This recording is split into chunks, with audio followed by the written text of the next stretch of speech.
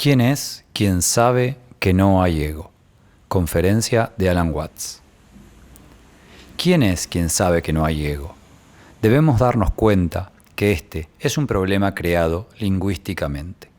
Ya he explicado que el lenguaje, basado en las oraciones, construidas por sujeto, verbo y predicado, contienen escondido el sistema de creencias de que los eventos son iniciados por sustantivos, es decir, por cosas. Entonces, es muy importante ver que en el universo real no hay nada como cosas. Y esto sorprende a la gente porque pensamos en el universo como la suma total de cosas. Pero cuando vas dentro de la pregunta, ¿qué quieres decir por cosa?, no queda tan claro. Le preguntas esto a un niño, por ejemplo, ¿qué quieres decir por cosa? Y el niño dice, bueno, un objeto, a lo que respondo, me has cambiado la palabra por otra palabra que tampoco dice nada, aunque él aquí puede devolvértela de forma inteligente diciendo, ¿y tú qué quieres decir por nada? Una cosa es un pensamiento.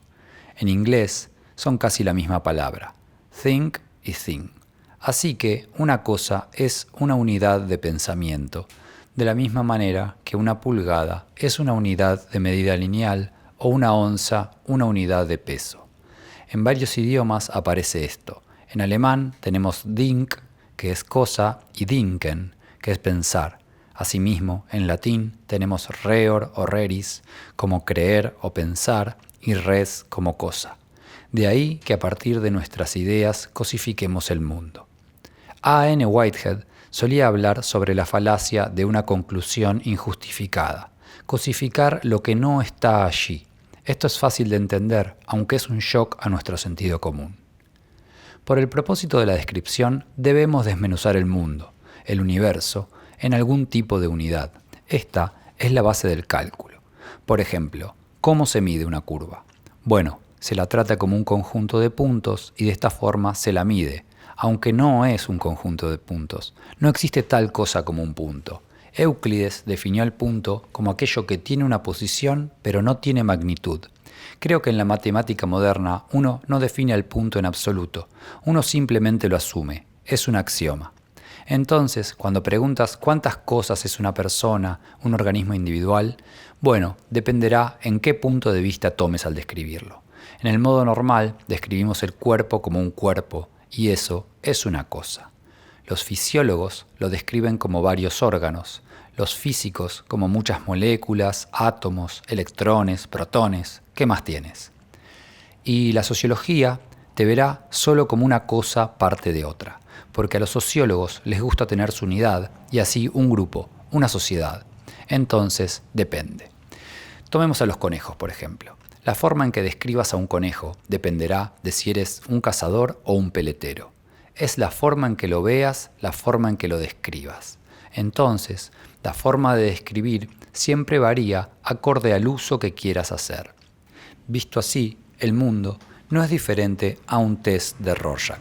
En exámenes psicológicos tenemos a gente describiendo estas manchas de Rorschach y se les pide que digan qué es lo que ven en ellas. Podríamos perfectamente imaginar que en este cuarto tenemos una inmensa mancha de Rorschach en la pared. Podríamos todos discutirla y llegar a un consenso de lo que es.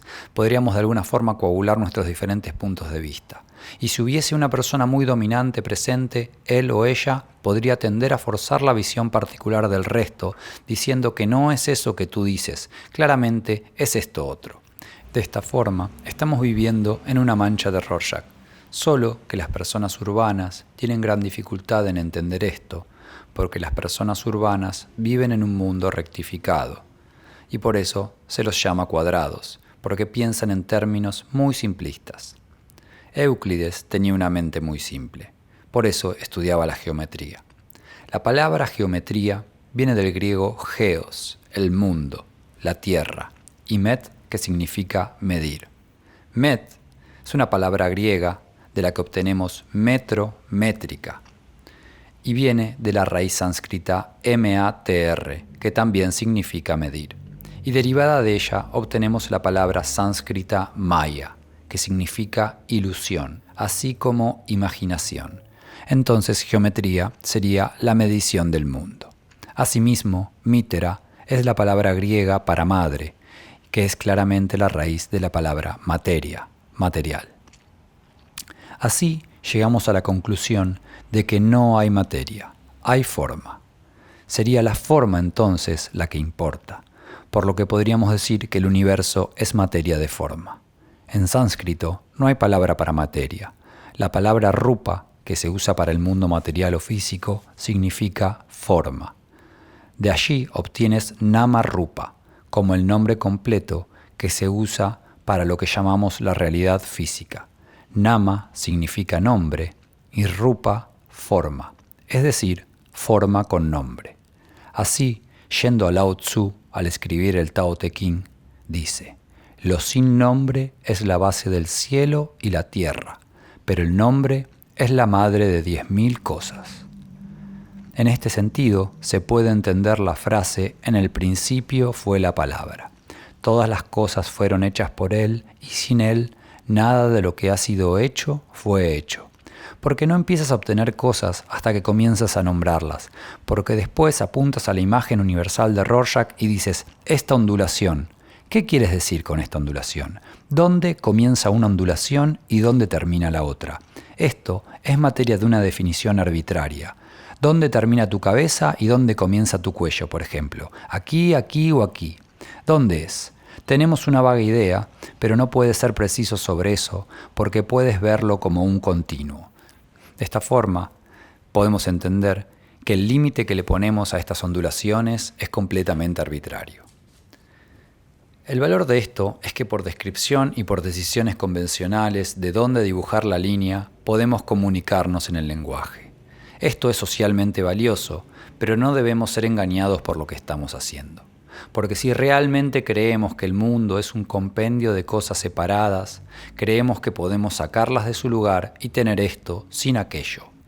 Por ejemplo, al aplicar esto a la medicina, puedes obtener un especialista en medicina que sabe todo sobre el corazón, pero nada de los pulmones. Él empieza a interferir con el cuerpo humano como si fuera un automóvil, con partes reemplazables, para lo que toma sus herramientas o sus instrumentos quirúrgicos y va quitando esto o aquello. Supongamos hay un tumor y lo quita. Ok, si no es terriblemente cuidadoso, una metástasis puede ocurrir haciendo que algunas células cancerígenas vayan a la sangre y el cáncer se esparza por todo el cuerpo. Lo que tocó en un sitio afecta a otro. Como al estimular una glándula o enfriar su operación. Al hacer esto, de alguna manera, uno varía el balance que corre por todo el sistema físico. Lo mismo que ocurre al usar DDT con los mosquitos. Al hacerlo, también matas a los pájaros que se comían a los mosquitos y así con las arañas o las moscas.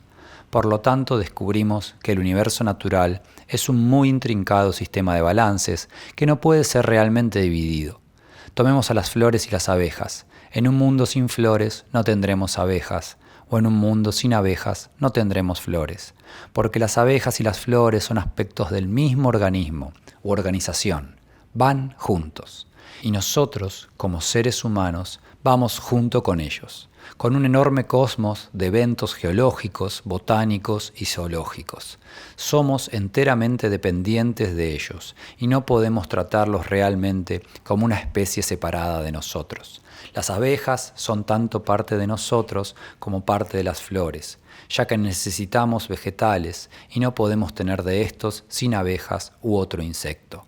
Entonces, lo que tenemos es un universo que está todo junto y en el que cada llamada parte de él implica todas las otras partes.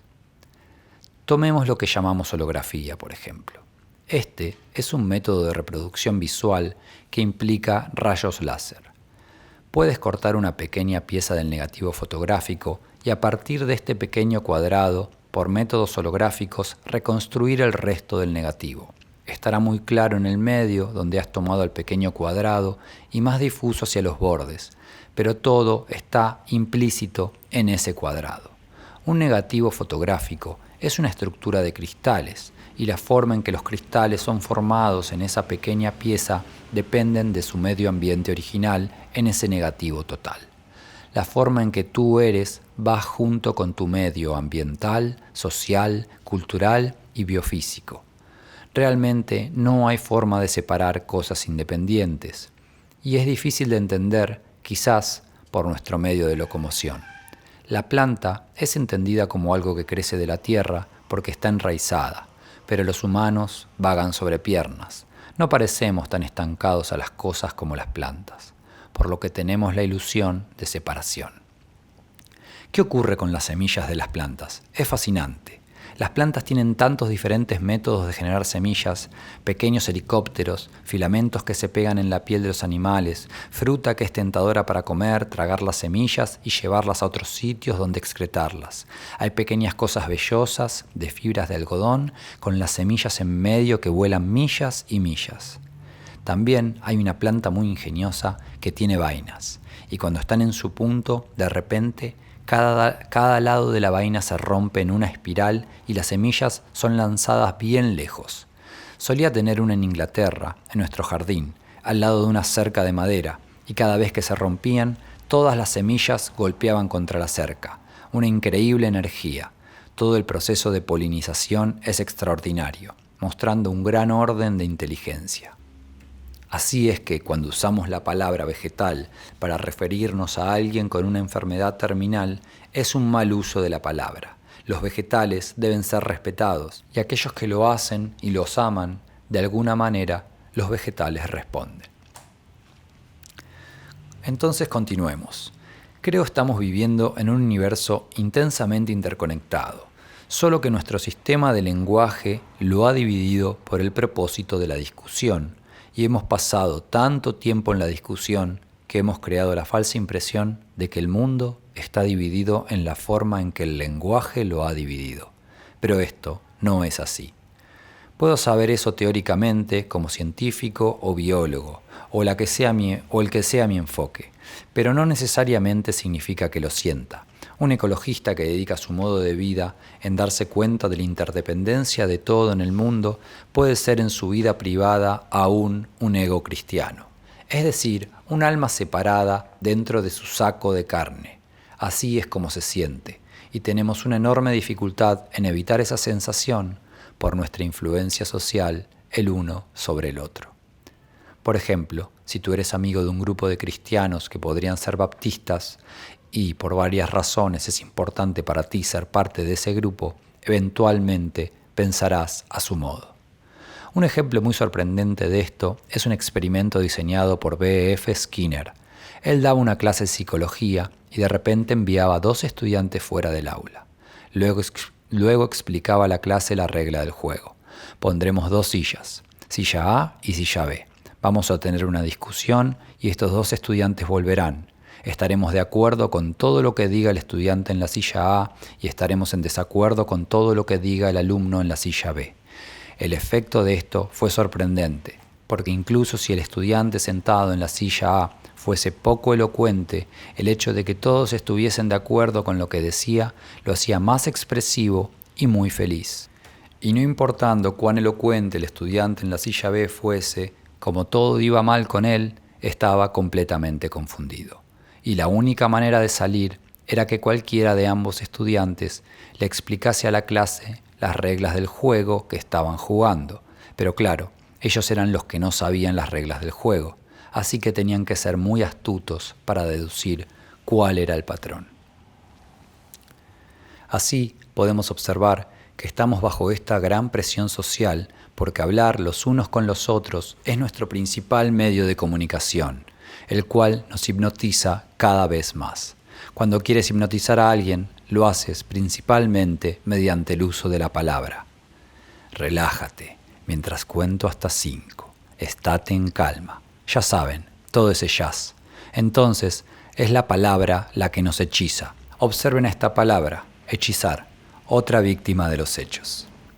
Verán que los niños, apenas aprenden a usar el lenguaje, son inmediatamente atrapados por él y detestan tremendamente ser llamados de alguna manera particular.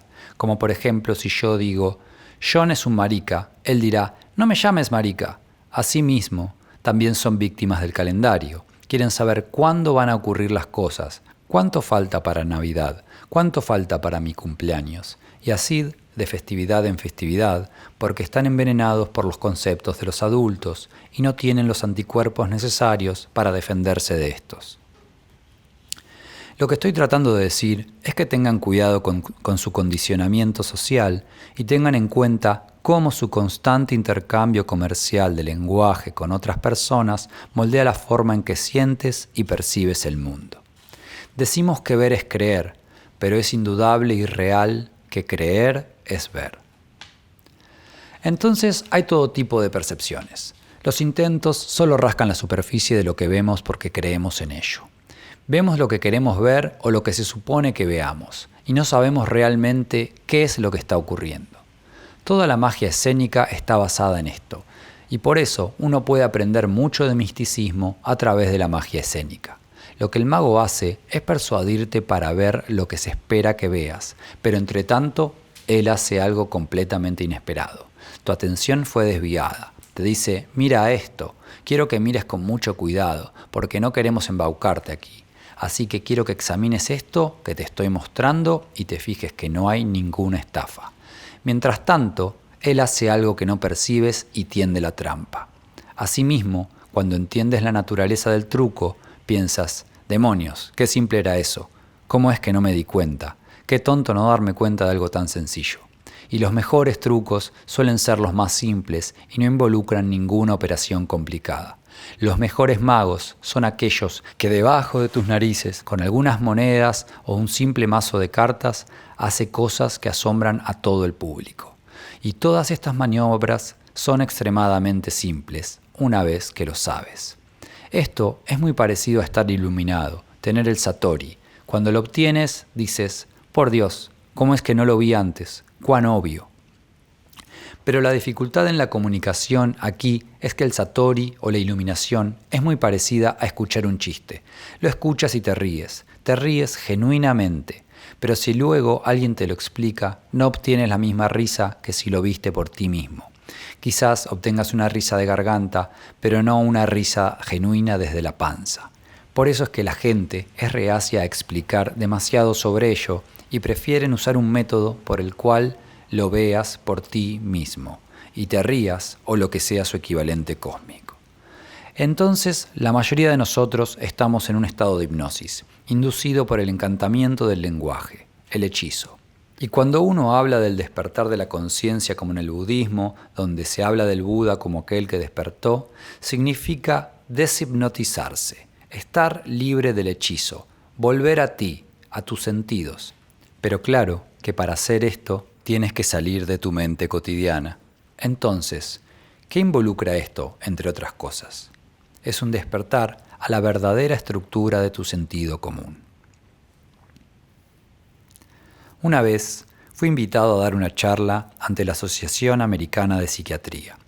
Fue una situación muy graciosa porque se suponía que Aldous Huxley diera la charla, pero estaba enfermo, por lo cual me invitaron a reemplazarlo.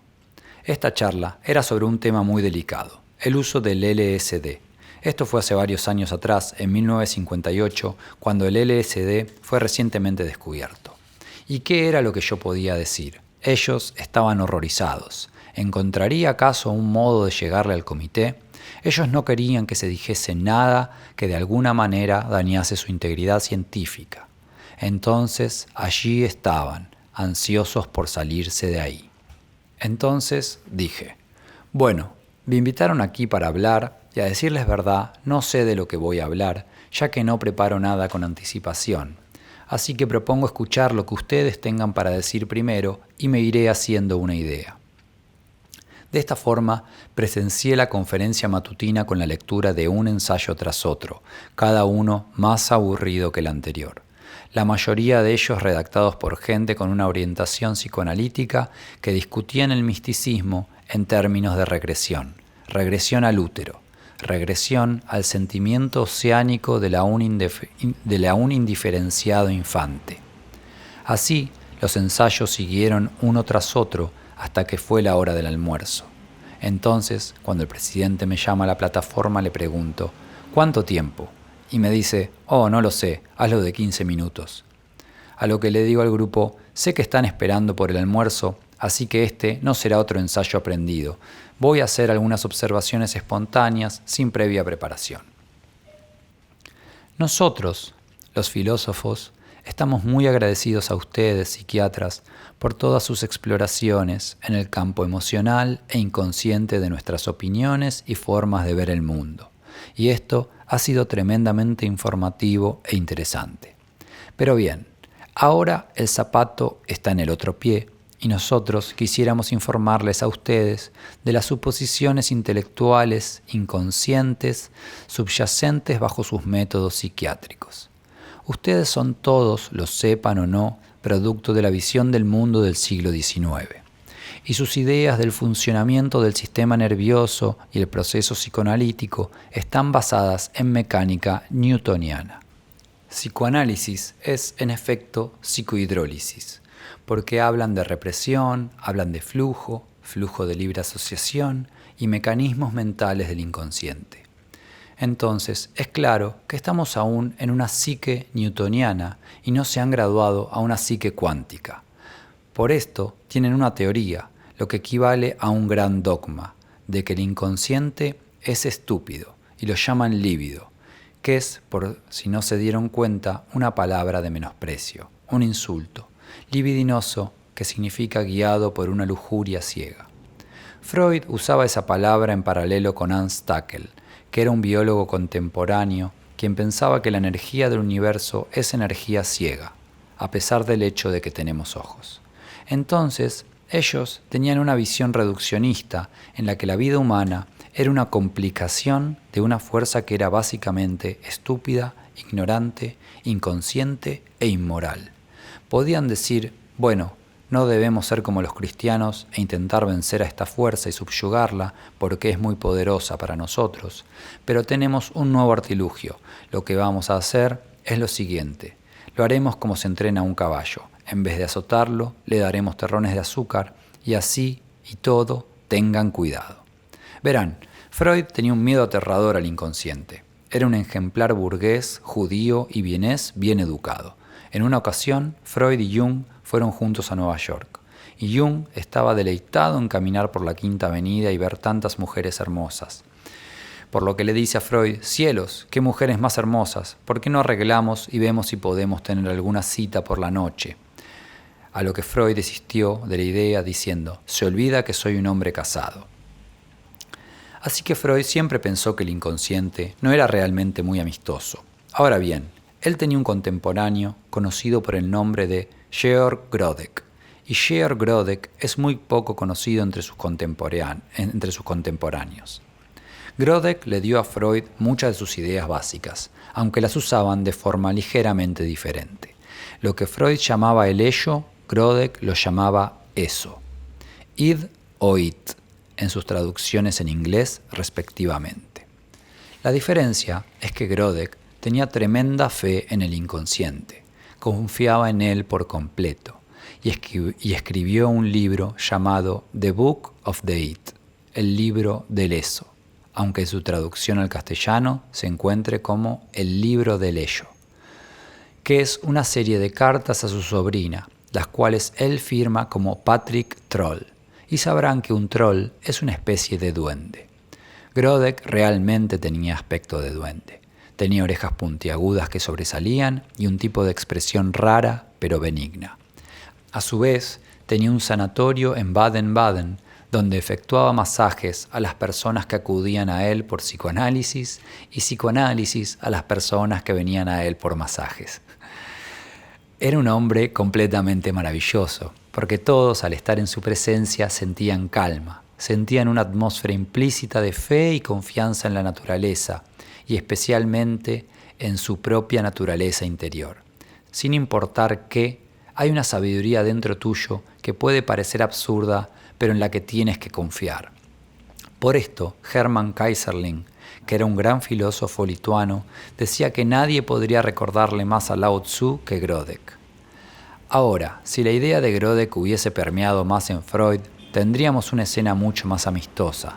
Pero había en todo esto dentro de Freud una desconfianza fundamental al inconsciente, y esto fue lo que lo llevó al distanciamiento con Jung, porque Jung se sumergió a un nivel más profundo del inconsciente, el cual denominó colectivo, y descubrió que había un proceso de patrones en esto, un proceso de formación de patrones, el cual contenía toda la sabiduría de la humanidad.